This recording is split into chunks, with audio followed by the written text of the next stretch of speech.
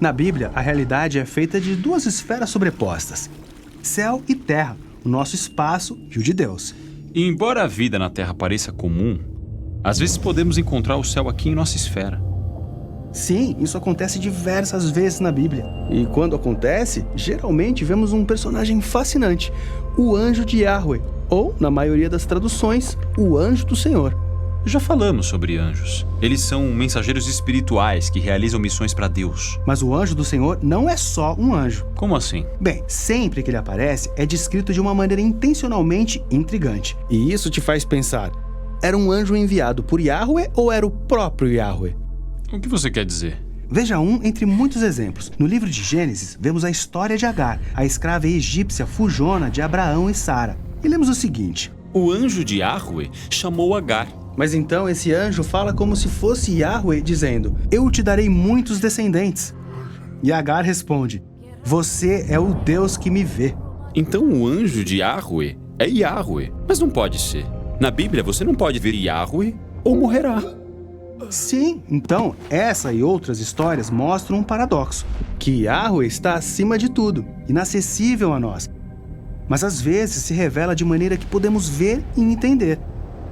E é aí que esse personagem aparece. Ele é Yahweh visível a nós. Sim, diferente de Yahweh, mas ainda Yahweh. Isso se parece com outras histórias bíblicas sobre profetas que têm um vislumbre do espaço de Deus, como Isaías, Ezequiel ou Daniel. E o que eles veem é uma figura humana gloriosa no trono chamada Yahweh. Então aquele no trono e o anjo de Yahweh são a mesma pessoa? Exatamente. Veja como isso faz sentido na famosa história de Moisés e a sarça ardente, onde lemos: O anjo de Yahweh apareceu a Moisés em um fogo do meio de um arbusto.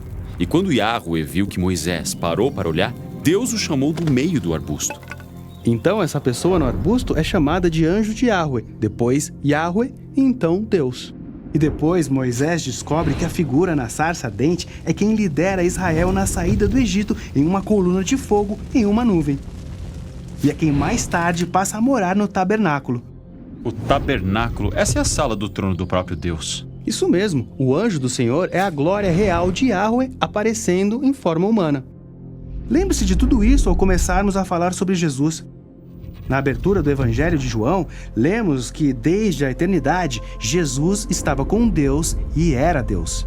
Distinto de Deus e também Deus. Esse é o mesmo paradoxo que vimos com o anjo de Yahweh. Certo. Então João diz que a palavra de Deus se tornou humano e montou um tabernáculo entre nós. A presença do templo do Deus invisível. Exatamente. Agora veja, certa vez Jesus levou 3 de seus seguidores a uma montanha e sua verdadeira identidade foi revelada. Ele foi transformado em uma figura humana gloriosa.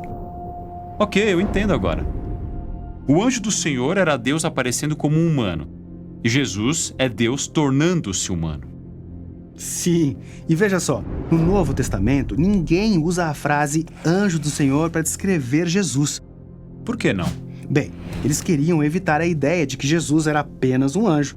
Para eles, Jesus era o Deus Yahweh em forma humana, que veio cumprir sua missão de reunir para sempre o céu e a terra.